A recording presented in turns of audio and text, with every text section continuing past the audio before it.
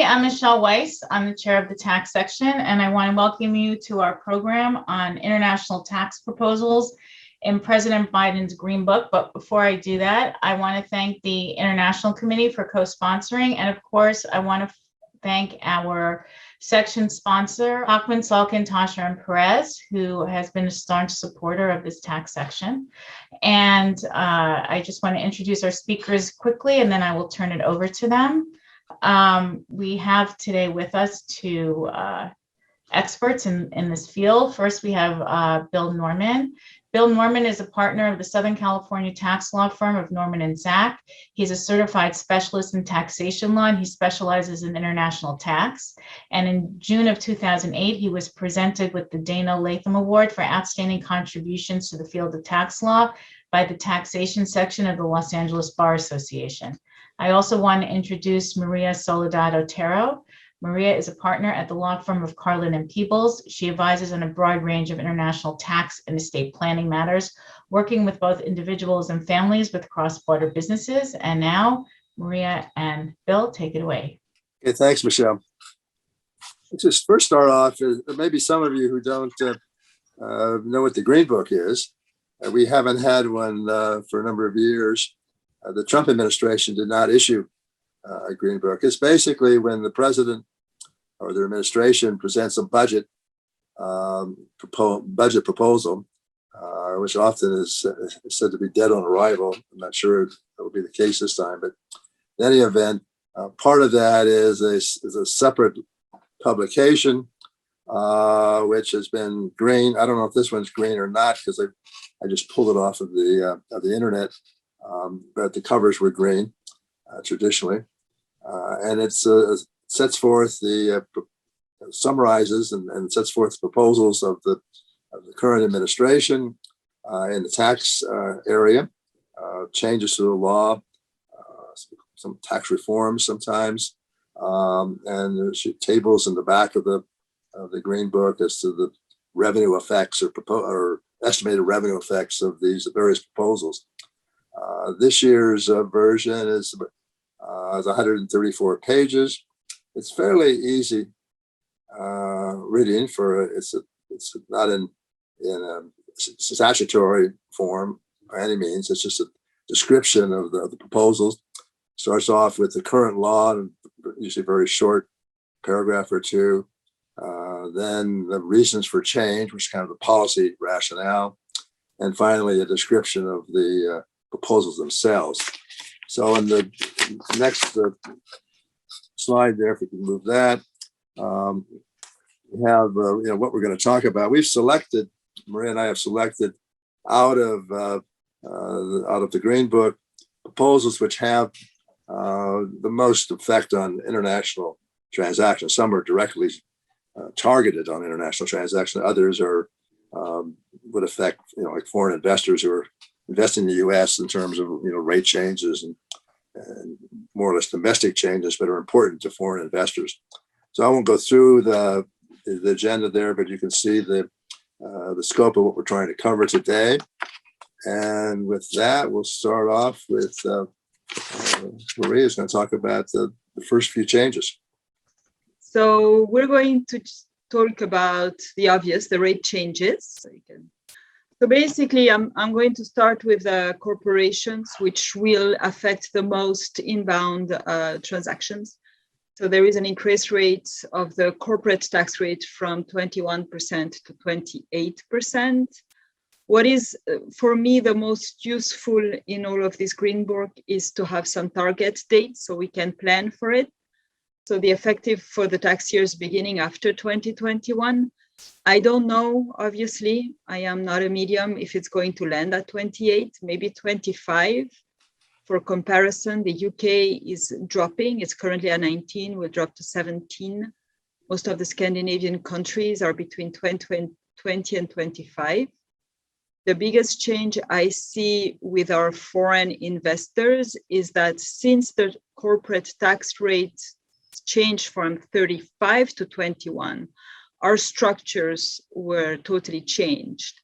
So for example, for foreigner that invested in real estate in the United States, if it was an individual before, when the corporate tax rate was at 35, we would create structures through irrevocable trusts to be able to at least get the preferential tax rates of capital gains. And the structure was slightly more complicated if we went through an irrevocable trust. Now we can just put what we call a C Corp blocker and have a 21% tax rate if the asset is sold. So that was quite practical. Would we revert to more complex structure at 28%? Probably not, especially if there is an increase on the long-term capital gains, as we will see below. But we are reviewing our individuals' corporate structures right now to kind of predict that. I hope the corporate tax rate we only increase to 25%. As a side note, everything I predicted for the 2017 Tax Act, the opposite happened. So don't take me on my word. The individual top marginal rates, it will just go back to 39.6%, with top marginal rates applying to slightly different thresholds, as you can see on the slide. Again, that will be for tax year after 12/31/21. Not much we can plan here for. It's just going to go back to the old rates, pre-17. The increased tax rate on long-term capital gains and qualified dividends, that's a huge change for our clients, because it's with individuals that have adjusted gross income of more than $1 million and $500,000 for married filing separate. So that will go from 37% to 39.6%, to which you have to add, I would guess, the 3.8%. Of the Obamacare tax. So that puts the federal tax rate over 40%. If you live in California, that puts you in way above 50% tax rate. I don't know if this is going to pass. I think that we would worry that there is a lock-in kind of scenario in this case, because basically individuals wouldn't sell their assets. I don't see where, if you have to pay 53-54% tax, you are going to sell any of your capital assets unless you have a very good reason. Yeah, by the way, Maria, the reason there's a blank after May is it wasn't clear what the actual date of announcement is. I don't know either, but the Green Book, I got the Green Book on May 28th, but it's available, I think, the day or two before that, at least to some people. And then there was an announcement earlier, which is the April 28th, which is like a press release of the same provision. So I'm not sure what date of announcement means here. But I have no idea either, quite frankly. But I know that basically you would put California residents that sell a capital asset that have AGI over $1 million or 500,000 at a total tax rate of 56.7%. So that's what's been quite worrying most of my clients in California. I don't know if this is going to pass or not. It's actually one, I see it for individuals, one of the biggest change. AGI of $1 million for married filing jointly in California is not that high. I guess it's very high maybe in West Virginia, but for Californian, it's not that high. So that is a little bit worrisome. We can go to the next change. Next slide, sorry. So I'm going to go over also the recognition of gains and transfers of appreciated property by gift or inheritance. And again, what really interests me and the firm, I'm more on the income tax side of the firm. We have other lawyers that do more gift and estate tax planning. But basically, it's this whole thing about once it's passed, whatever passes, is it going to be retroactive or not? Or do we still have 2021 to plan for some transfer before this passes? So the the recognition events will totally change. So the donor will recognize a gain equal to the excess of fair market value of assets given on the date of the gift over the basis of the donor in the assets. So that apparently it will be effective in 2022. So here we still have a few months to plan for that. If the donor doesn't want to recognize any gain and doesn't mind passing on the carryover basis of the gift. And then in the case of death, the decedent recognizes gain. I mean, it will be the estate, the decedent is dead, equal to the excess of the fair market value of the assets transferred over the basis of the decedent in the assets. So the tax imposed on the deemed recognition at death then will be deductible on the estate tax return of the decedent's estate. And again, this is will people will die after 2021. I don't think you can say that we have some planning to do unless you hire a hitman, but that's the proposal right now. And then the question, and I don't know if you thought about that, Bill, because this is, again, we are in medium territory, is then the gain recognized would be capital gain, and are you subject to the estate's AGI's income? Like what rates will that apply? So that's going to be kind of interesting to see how the two laws will coordinate there. You can go. Yeah, for some reason, the Green Book didn't address estate and gift and transfer taxes, as you just mentioned. It was mentioned earlier in a kind of very oblique way in the, I don't know what you call it, the Sanders-Biden it was kind of declaration or truce maybe or something. Anyway, they had a document before the election, kind of setting forth that what they agreed to among themselves, or between themselves, and it did say that they were committed to being. Biden was committed to restoring the estate and gift tax levels to historic levels, whatever that means, which could be 3.5, could be 6 million, something like that. And there are a number of bills that address transfer taxes in Congress. I won't deal with them, but Sanders has one, Elizabeth Warren has one, and Van Hollen has one, and there's another one too. Berselli, I guess, to deal with the transfer taxes, and would lower the exemption amount considerably. So again, trust, partnership, other non-corporate entities, that is the owner of appreciated property. So that will not be subject to recognition event within prior 90 years. There is a testing period. And then you would recognize the gain equal to the unrealized appreciation. So again, the testing period begins January 1st, 1940, for effective property owned on January 1st, 2022.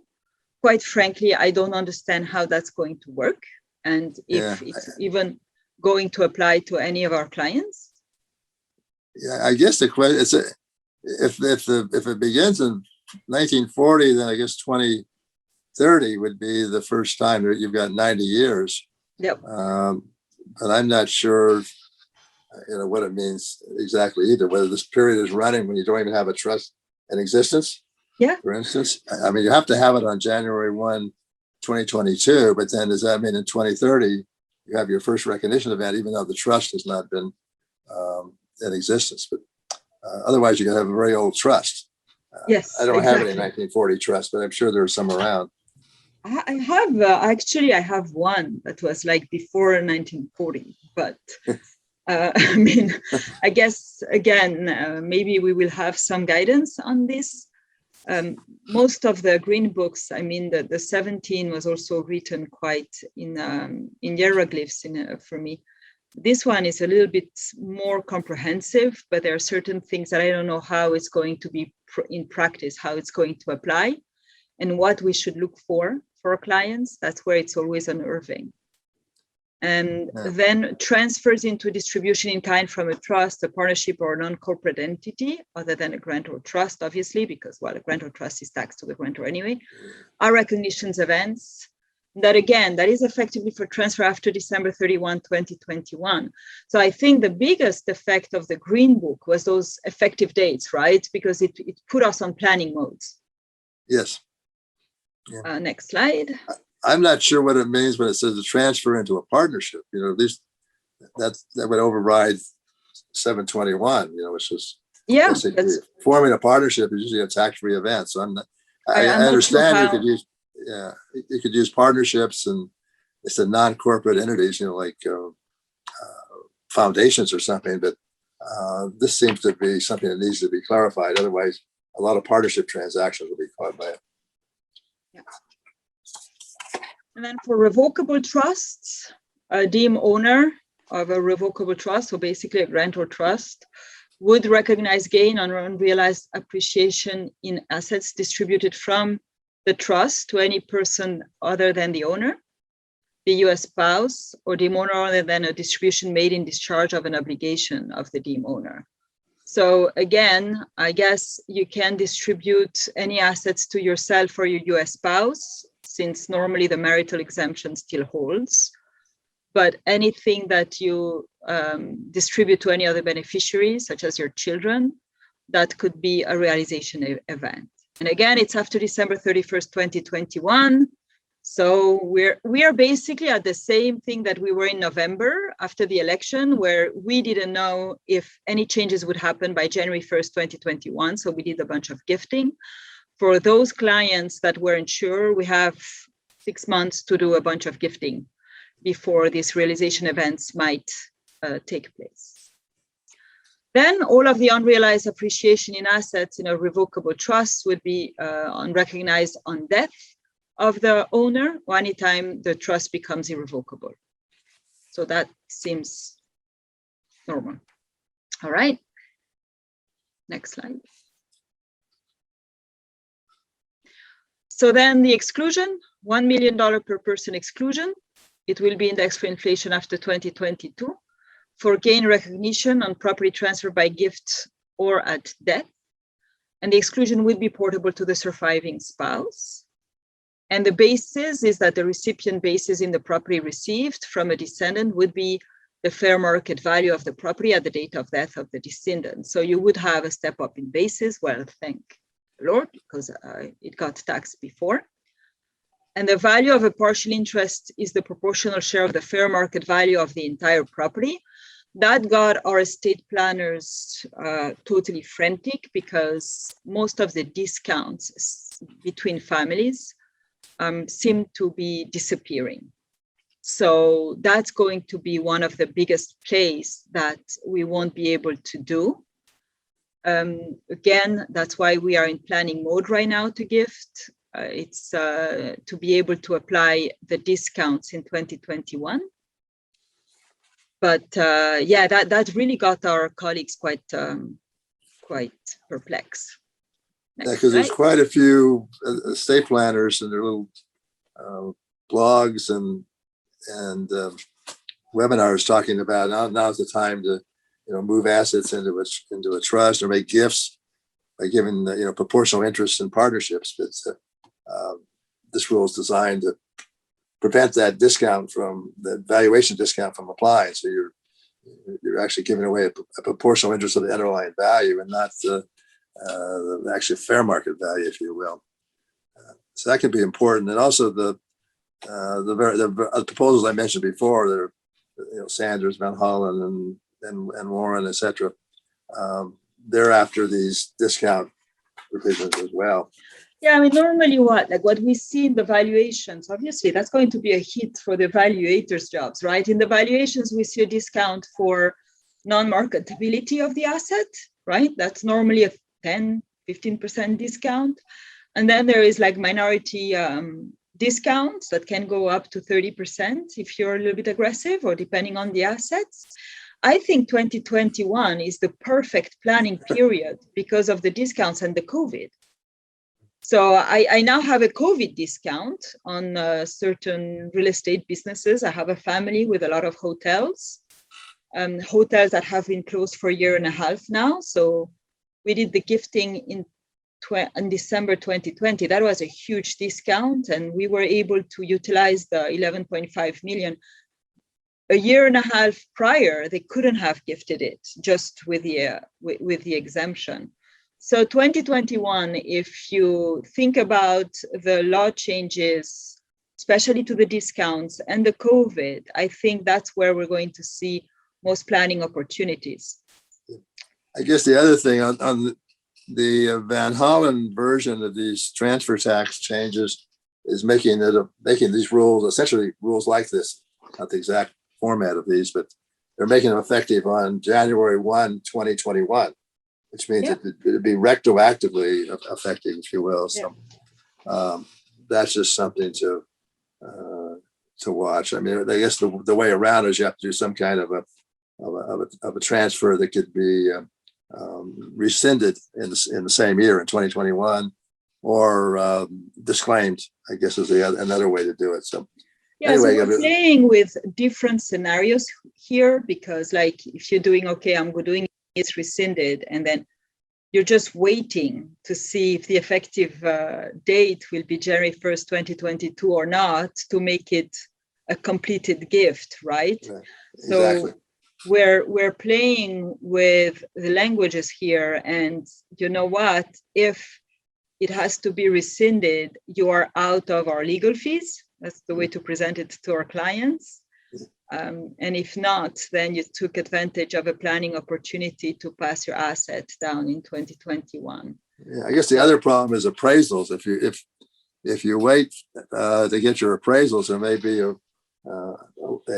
shortage of appraisers ready to do appraisals in November, December of this year. Yeah, so. You have to do it now. But it's kind of an interesting conversation to have a client, because you're paying the appraiser, you're paying your lawyers, and then you might not be able to implement because the law is retroactive.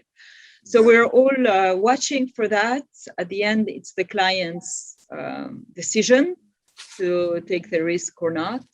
It's mostly, obviously, our oldest clients that should be thinking about that. For the younger clients, I'm thinking about my clients in their 40s and 50s. Do they really want to already put in irrevocable trusts or gift to their children? That's another psychological conversation to have.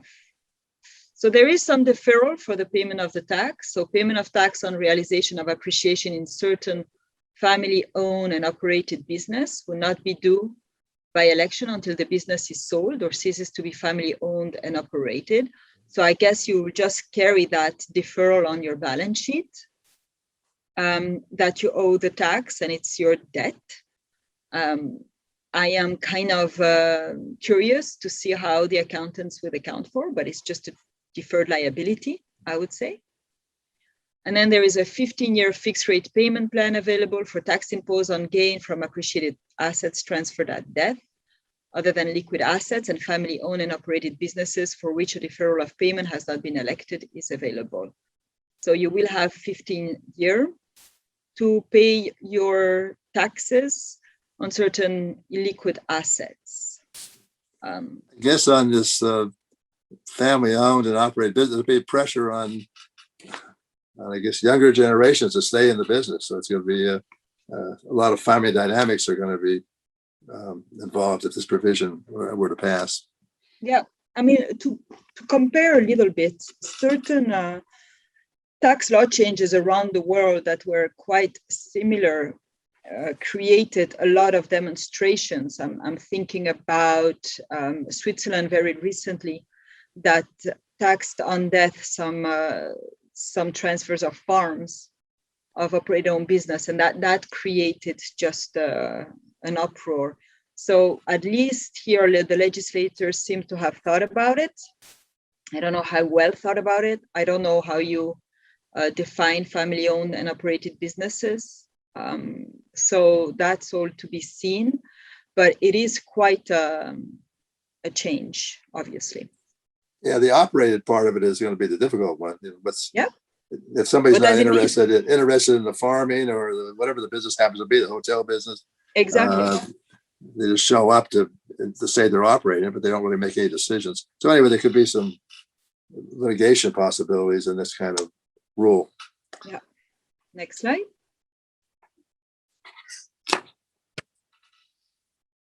Or the repeal or deferral of the gain relies on like-kind exchanges. So that I would think that the real estate lobby must be strong enough for it not to pass. Again, remember, everything I said in 2017 didn't happen. So, yeah. But that I'm having a hard time believing that's gonna pass, because deferral of gain then will be limited each year for like-kind exchanges of real property up to an aggregate amount of $500,000 for each taxpayer. So $1 million in case of married filing jointly. So do your 1031 exchanges this year, because this is effective for after December 31st, 2021. I mean, 500,000, again, maybe it's a big plot of land in West Virginia, but in Los Angeles, it's like you do like-kind exchanges with your studio. So that will absolutely totally change the landscape at least in California, or any state where real estate is up to the roof. And real estate is up to the roof, even with, especially with COVID, which I don't understand the economics of that, but that's another presentation. So if that passes, like-kind exchanges are used all the time by developers and also by small, I would say, moms and pops. I just have a few residential buildings as assets. So I don't know how that's going to go. So we'll see what happens. But any real estate client should think about if there was a like-kind exchange possibility to do it as soon as possible rather than later. Next slide. That's my favorite, the changes to the GILTI regime. So in 2017, my job has changed completely, right? Before, we just had to determine whether a controlled foreign corporation was an operating business or whether it had Subpart F income. When our clients, the smart ones, came to us before they implemented a foreign structure, we would do projections based on the foreign in corporate tax rates, and nothing happened if I had an operating business and if I didn't have a corporation that had passive income, all right? So 2017 came about, we did a lot of webinars on the GILTI regime. I had to learn it all. It totally wrecked my Christmas vacations at the time because I started to do spreadsheets. Obviously, the softwares weren't ready yet with this change. They weren't ready until at least 2019. So we had this concept of the QBI, Qualified Business Asset, and you could basically calculate your net invested income and reduce it by 10% return of your QBI. There is an example coming, so you're going to basically see where the changes are. Then Section 250 deduction that was at 50% was reduced to 25%. So what the 250 deduction meant is basically as long as your foreign corporation has about 12%, 13% of corporate taxes in the foreign country, you wouldn't pay any taxes on your GILTI income. So unless you incorporated a CFC in Dubai, the Middle Eastern countries, any country that doesn't have any income tax, you would be pretty much okay with your GILTI income, because whether you held the CFC through a corporation or you did a 962 election, you wouldn't pay any residual US income taxes. Now, what it does is you have to have a foreign tax of about 21%, basically. So it requires the use of separate foreign tax credit baskets within the GILTI categories for each jurisdiction. So you won't, that's how I understand it, be able to use your high corporate tax in Belgium or in Spain or France, for example, to offset the low corporate tax that you have or no income tax that you have in Dubai. So the jurisdiction by jurisdiction approach would require for the branch category. That concept has been going on even before 2017, that you should really calculate your foreign tax credit based on jurisdiction. It never passed. We were always worried about it. It never passed. Will it pass this time? I have no idea. It's going to make for fun tax returns when you have CFCs in multiple jurisdictions. I would think that your tax return will go from 150 pages to 1,000, potentially, with 1118s having to have each basket by jurisdiction. Okay. Then the high tax exception for Subpart F and for GILTI are just repealed. So that kind of concept was, well, if you incorporated in a high tax country, obviously it's not a tax game. So you would have a high tax exceptions for Subpart F and for GILTI, no more. Okay. There will be some exclusion for tested income for foreign oil and gas extraction income and foreign oil related income. Had one client with that. It's quite not that common in California. And then again, it's for effective tax years after December 31, 2021. I don't know what kind of planning there is to do there, except for preparing the clients. What does it mean for 2022? I guess that what you do is, as you work with these new GILTI sub-baskets, if you will, and make sure you've got the jurisdiction. Each jurisdiction has a balanced, if you will, tax rate. Something that's comparable to the U.S. rate. So there could be some movement. See, most of the clients, I mean, at least most of the clients we have, they're concentrated in one continent, right? So I have clients with CFCs in the UK and France, or in Asia or in South America, right? And so in Europe, for example, as we will see in my example, the country that will be affected the most is the UK, since their corporate tax rate is below 19% now.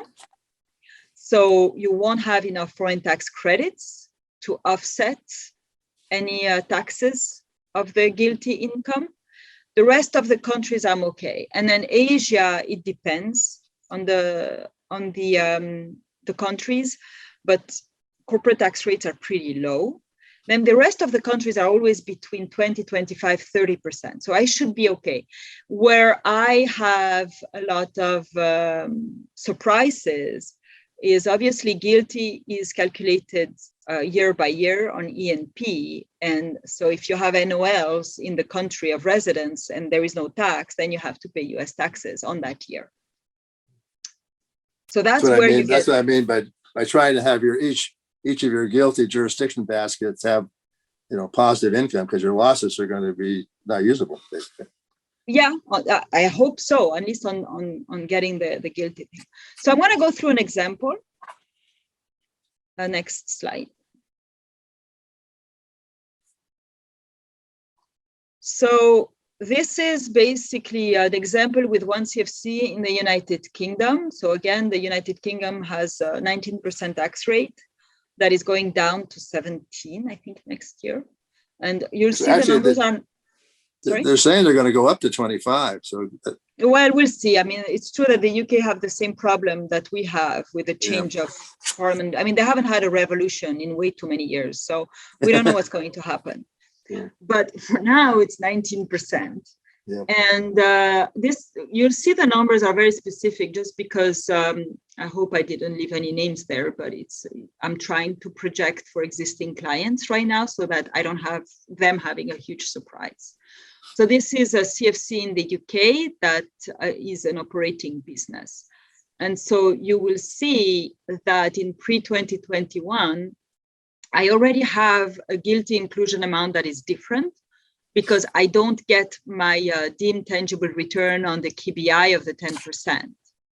So the allocable taxes, the deductions don't change that much, but I have a GILTI inclusion that is up to $100,000 from last year just because I don't get my QBI return.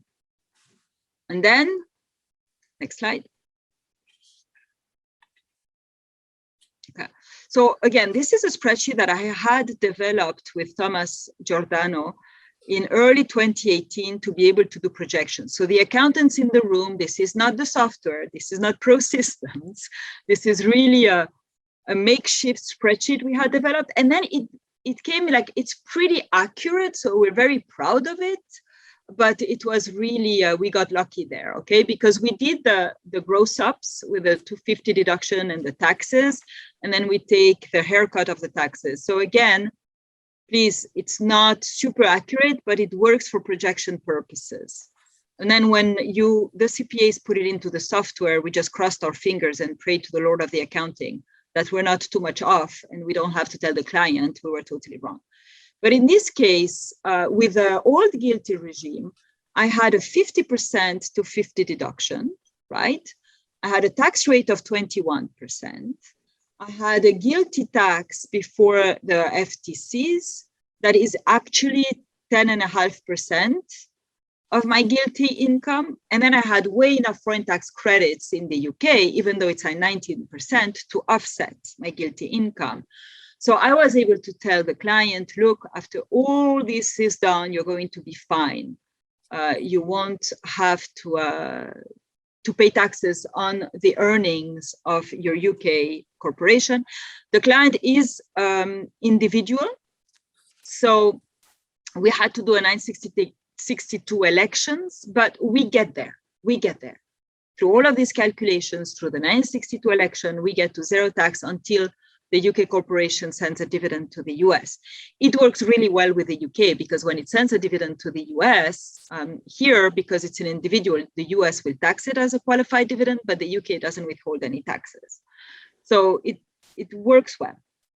Now I have to tell my client, oops, they changed it again. So we have a gross up of the foreign tax credits, and now my 250 deduction went from 50% to 25%. I still have to gross up the 250 deduction for the foreign tax credits. And then my tax rate went on to 28%. I hope it's going to land on 25, but per the Green Book, it's at 28. And I have a GILTI tax of 1.5, and I only have 915,000 of UK taxes to credit because there is still a haircut of 80% of foreign tax credits you can use. So now I have to tell my client, sorry, you have to pay 599,000 if you have a year like previous to 21.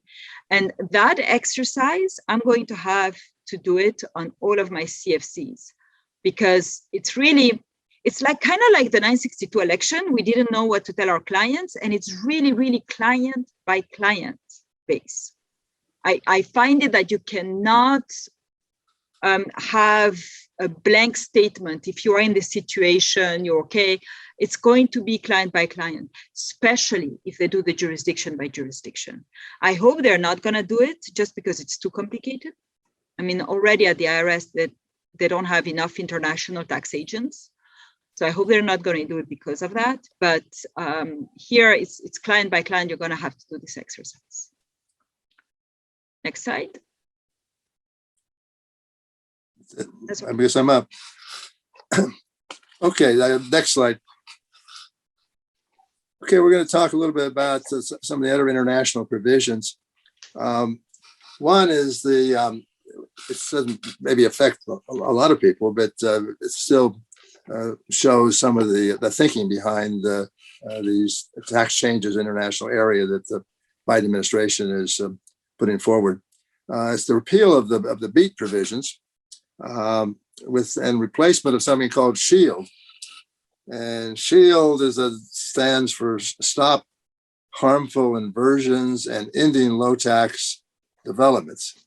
It's kind of something my English teacher wouldn't, I think, go for. It's not parallel, and it doesn't make a lot of sense. It doesn't really apply too much to what the rule's about, other than it's against low tax jurisdictions, if you will.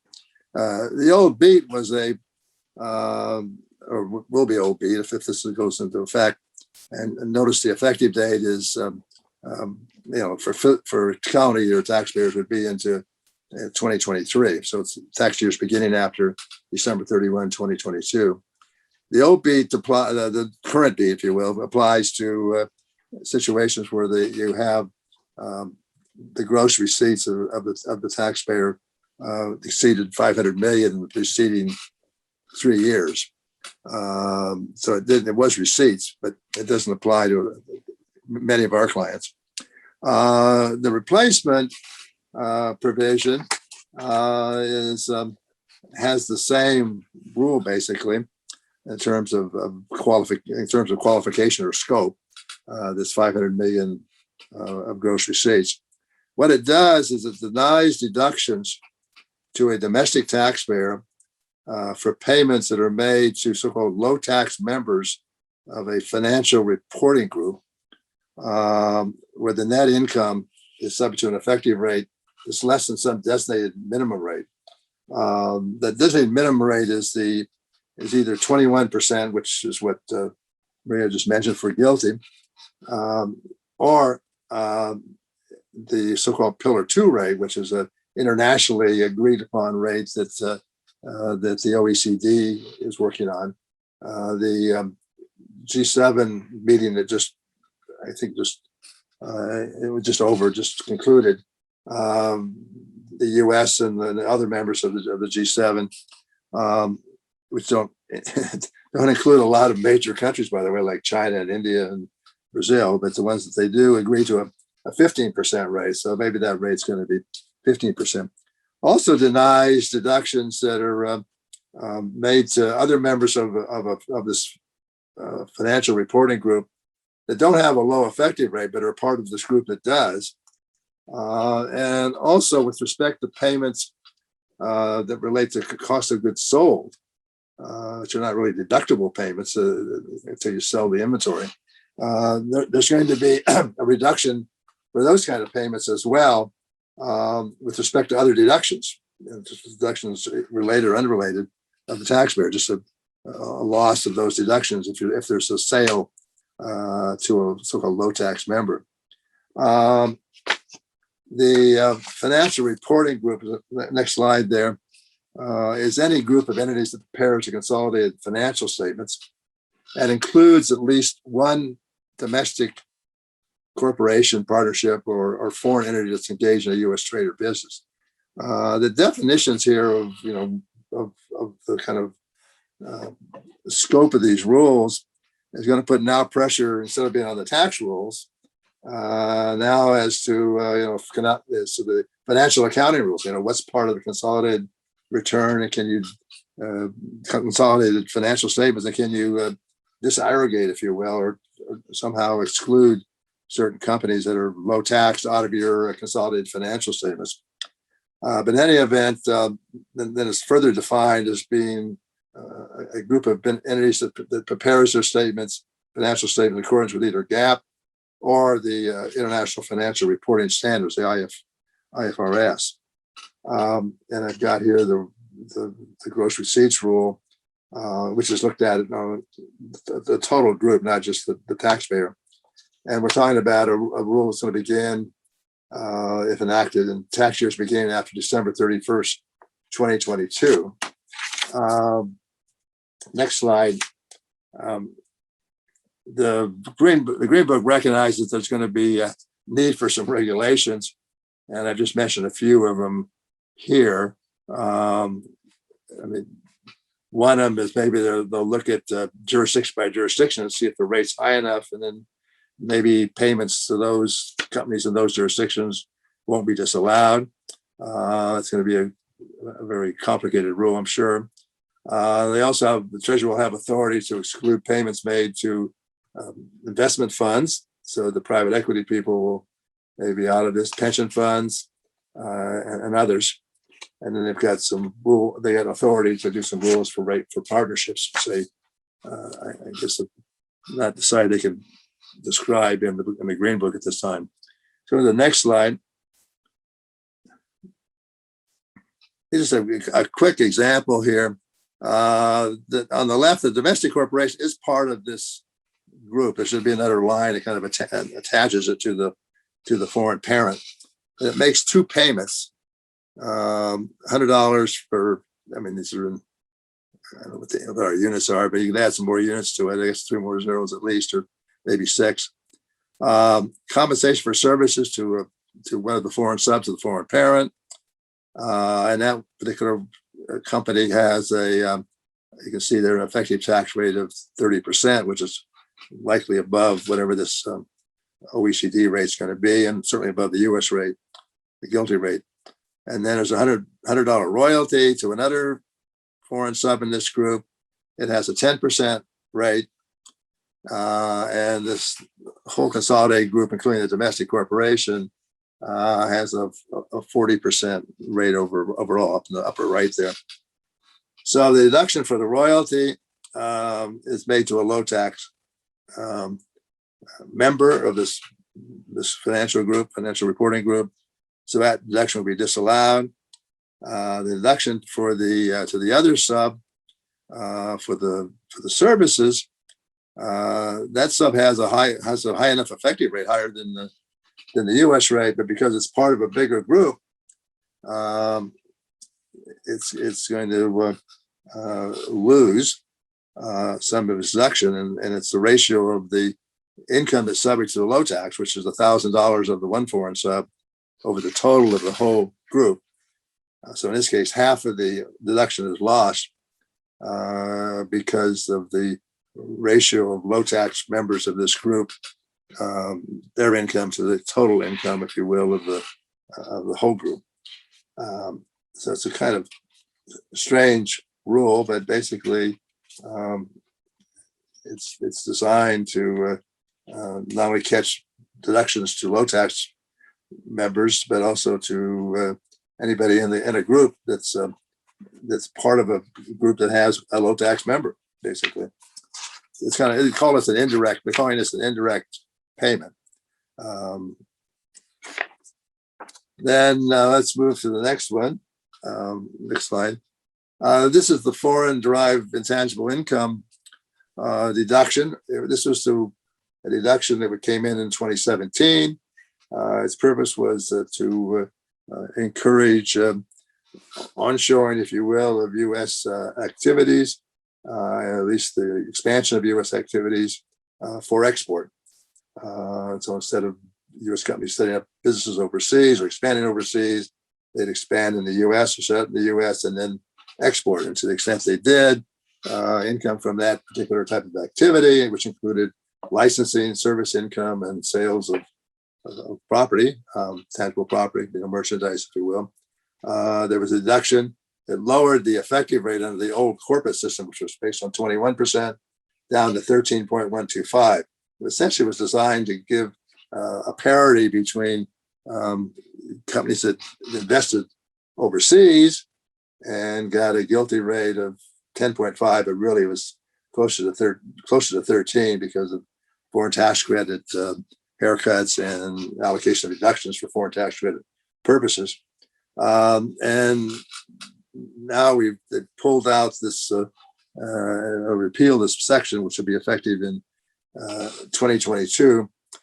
The Green Book says that the resulting revenue gain from repealing this rule, which was a reduction in tax for the taxpayers that used it, which was used only by C corporations, by the way, will be used to encourage R&D. There's nowhere in the Blue Book where that particular increase is discussed. There is in in one of the press releases earlier in the year, a discussion about a 10% Made in America credit, which describes how this credit would be designed and how it would be computed. So we have to kind of wait to see what this is going to be. But this Green Book itself does not expand upon it. Go to the next slide. Let me go back one.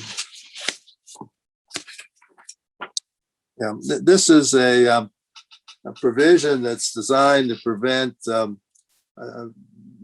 loading up, if you will, the U.S. taxpayer with the interest deductions relative to the deductions in the remainder of a consolidated reporting structure or financial reporting group. So it's disproportionately borrowing in the U.S. to get deductions against U.S. taxable income, stripping out the U.S. income, if you will, and as opposed to borrowing where maybe the money is needed in other parts of the entity. So the interest deduction of a member, be obviously a U.S. taxpayer, is limited if the member has a net interest expense for the year. Obviously, you're not going to limit something where there's not interest at all, and the net interest expense for financial reporting purposes, computed on a separate basis, exceeds the proportional share of the net interest expense computed on the basis of the group's consolidated financial statements. In other words, there's two calculations. One, just looking at the financial statements on a separate company basis and seeing what the U.S. company, typical U.S. company's interest expense is, and then another calculation, which we'll look at in a minute, where you look at it as proportional share of interest expense of the whole group, which we'll see here is on the next slide. You see here the proportional share is a ratio of the members' book earnings with some add backs over the whole group's book earnings. So how much is the interest expense is going to be of a ratio of the earnings of the particular member to the whole group? Then there are two methods on how you disallow the expense. One is this a proportional method, which is described here on the next slide, which is the excess interest expense, which is what you don't get to deduct, equals the net interest expense of the members group for tax purposes, which is what's on the return before there's disallowance, times a ratio again, which is the ratio of the excess financial statement interest over the interest on the return itself. So I made an example here, which I'm not going to go through. Well, the next slide talks about the alternative method. I should mention that first. The alternative method, you don't want to go through what we just talked about, either because you can't compute the proportional share because you don't have all the financial information, or you don't want to, you make an election. It's going to be the member's interest income plus 10% of the adjusted taxable income of the group. And it's defined as provided in 163J, which is earnings before interest, taxes, and depreciation and amortization. It's a rule we already looked at. This applies to a group where the interest expense is won't apply if the interest expense is less than $5 million. So it has a fairly broad scope, I would think. It's not in this 500 million area. Example over on the next slide, which I won't take you through. By the way, the second line should say F is 100% foreign parent, or in other words, the F is the parent of P. It seems that if it was the reverse, that if F were a sub of P, the domestic company, that then the domestic company and all of its subsidiaries would be counted as one member, and this rule wouldn't apply. So it seems to apply only to inbound type groups, or largely inbound type groups. We need some definitions on how you determine what the group is, but it's not really clear in the Green Book. Okay, then I will skip over the example here, but you can look at, and then take another, go here to slide 33, I guess. Another one. Yeah, okay, one more. Okay, this is we've got two provisions here. I'll do one and Maria's going to do the other one. This is a set of rules that are designed to, in this case, to encourage U.S. companies to move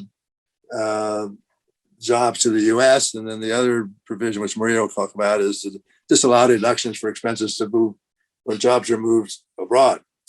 So this would be a new general business credit. This first one for locating jobs in the U.S. It's a general business credit equal to 10% of the so-called eligible expenses.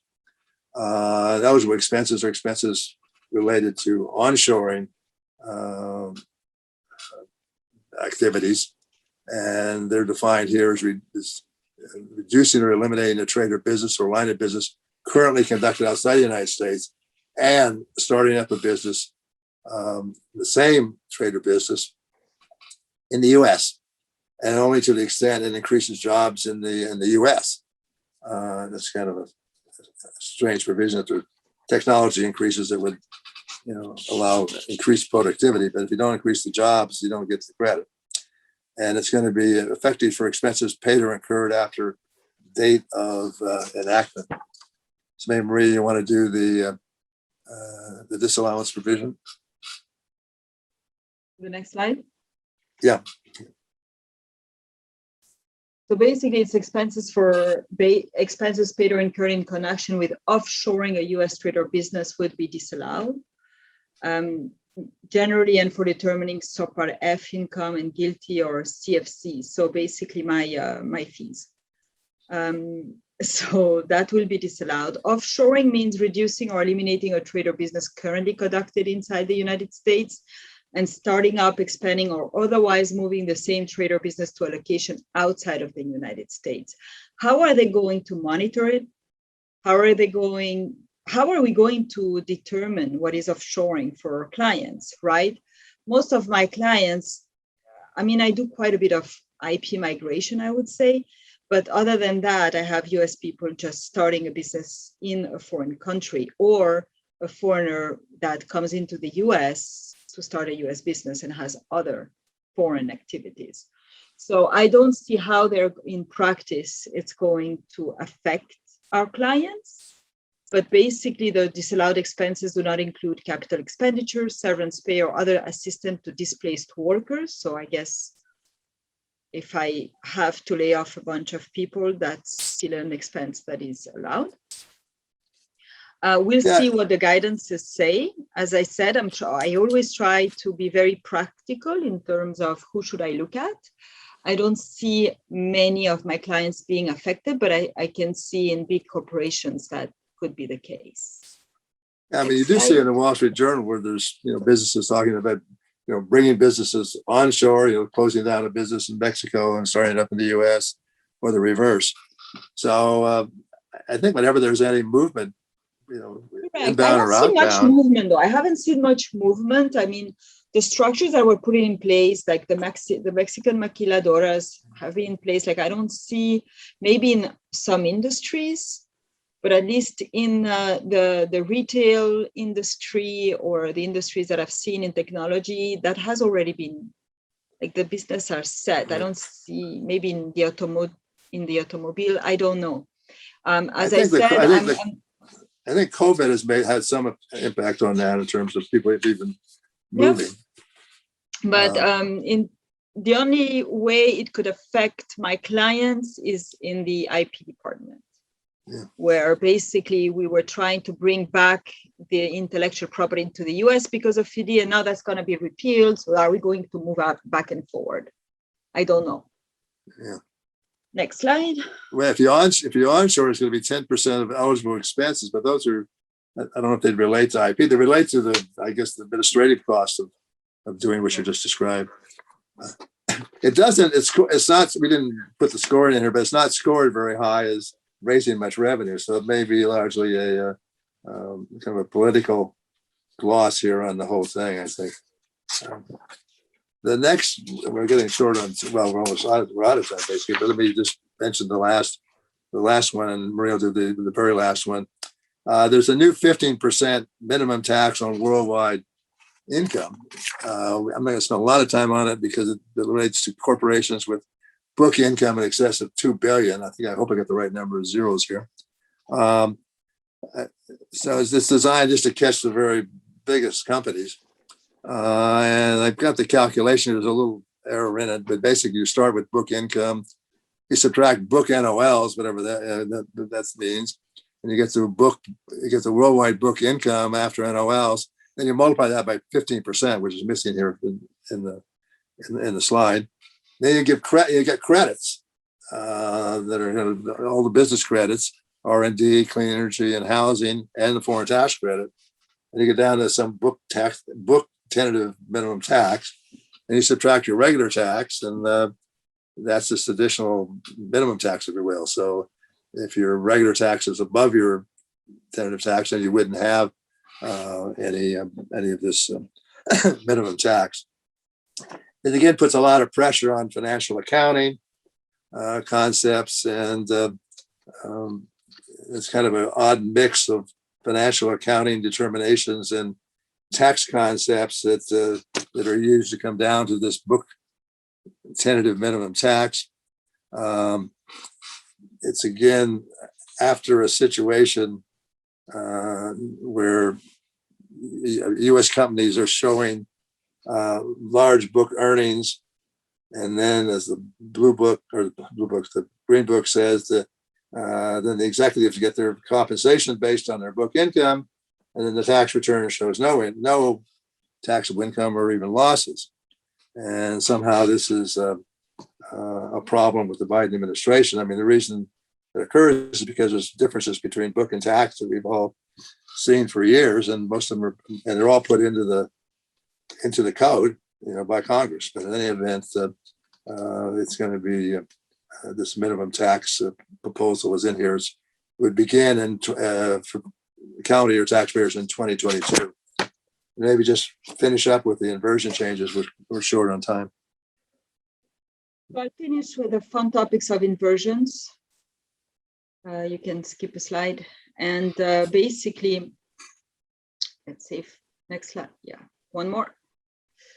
So as if inversions weren't complicated enough. So first, the 80% or more shareholder continuity percentages threshold is lowered to greater than 50%. Okay, so far so good. That's a change that basically makes inversions even more difficult, but at least that's a change that we can predict. The 60% continuity test is eliminated. So before, if the proportion of the foreign corporation held by the former shareholders of the US was between 60 and 80%, then the current laws subjects the foreign corporations to the possibility of an increased taxation, but it is not treated as a domestic corporation. So an inversion is if you have an inversion, your foreign corporation is treated as a domestic corp, right? Mm-hmm. So the change from 80 to 50, we can deal with it. But then, regardless of the level of shareholders' continuity, an inversion occurs if immediately prior to the acquisition, the fair market value of the domestic entity is greater than the fair market value of the foreign acquiring corporation. How you're going to do your valuations, I don't know. Mm-hmm. Or after the acquisition, the expanded affiliate group does not conduct substantial business activity in the country in which the foreign acquiring corporation is organized, and the scope of an acquisition is expanded, so the effective date for transactions completed after date of enactment. So what does it mean? Currently, 80%, 60%, okay, you could deal with that. You do your cap table, and you can see if you are in inversion territory or not. And then you had to see if all the substantial of all the properties were shifted to the foreign corporation. So we would leave enough assets in the US. For example, in the tech company, if you want to build new IP in the Netherlands, as an example, you would leave enough assets in the US and you would say, okay, anything after the corporation acquires a domestic corp, that's going to be in the Netherlands. And you would deal with the substantial old test, which was not in the regulations, and it's in old ref procs, and it's basically you have to do a gross asset and net test. So that's how we would do our inversions in broad terms. Can we avoid an inversion if we meet certain requirements of substantially all the properties were not transferred to the foreign property? Now what they're doing is they are introducing a management and control and substantial business activities test. And we have no idea what that is. So it adds to the level of subjectivity and uncertainty to rules that are extremely complex already. And where it trips us is an inversion.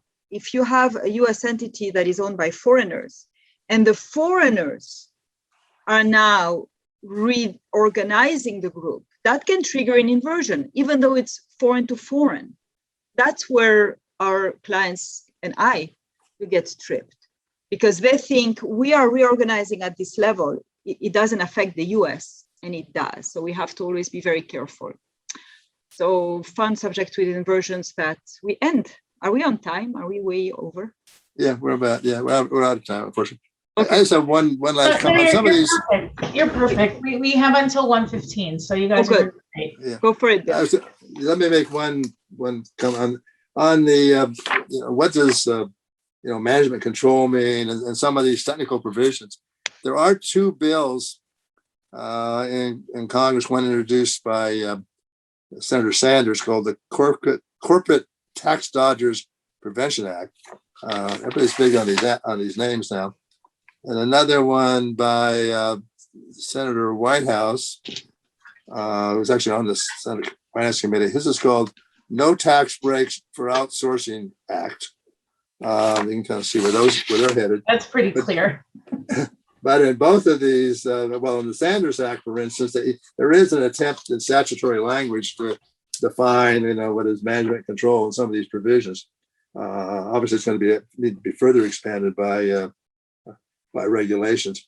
So you will end up with a lot of, there is some guidance, if you will, in some of these bills that have been introduced as to what these particular provisions, not just the inversion provision, but some of the other ones as well, the interest deduction rule I mentioned, as to what the statutory language would look like. So if somebody's interested in, other than just reading what the Green Book says, actually seeing what statutory language might look like, they can look at those two bills. They're not that long, and they were, written with the view of being introduced. So I would think that some of this language is going to end if the Biden proposal, moves forward with these provisions we're talking about. That some of the language has already been written for these other bills would end up being, modified and used. So there's some guidance, not great guidance, but there is some a little beyond what's in the Green Book as to what these provisions might mean. All right. Well, I don't see, are there any questions? I don't see any questions currently in the Q&A or the chat. So I want to thank Bill and Maria for this amazing and very informative and topical presentation. Thank you so much for putting this together. Really appreciate it. And I just want to reach out to the participants in this webinar. If you are interested in getting more involved in the tax section and particularly the tax section executive committee, please reach out to me. And we look forward to seeing you at upcoming presentations, and have a great day, everybody.